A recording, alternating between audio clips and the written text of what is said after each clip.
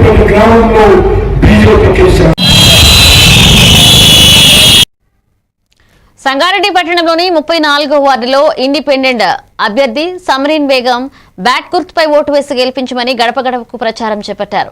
గెలిచిన తర్వాత తన సొంత నిధులతో కాలనీలో ఇచ్చిన హామీలను నెరవేరుస్తానని కాలనీ ఓటర్ల ముందు ప్రమాణం చేశారు. కాలనీ వాసులు అందరం మద్దతు తెలుపుతామని ప్రకటించారు. पब्लिक आप से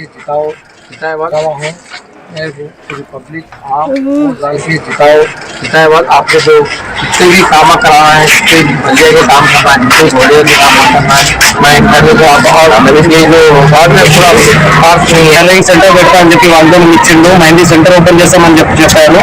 100 మంది పిల్లలని స్కూల్ కిట్ ఇస్తామని చెప్పి హామీ ఇస్తున్నాము.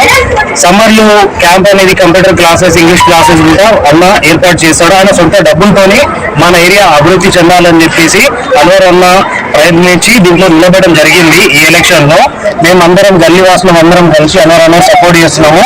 ఈసారి పక్కా అన్వర్ అన్న గెలిపించుకుని తీసుకొస్తామని చెప్పి మేము చెప్తున్నాం. సంగారెడ్డి పట్టణంలోని 25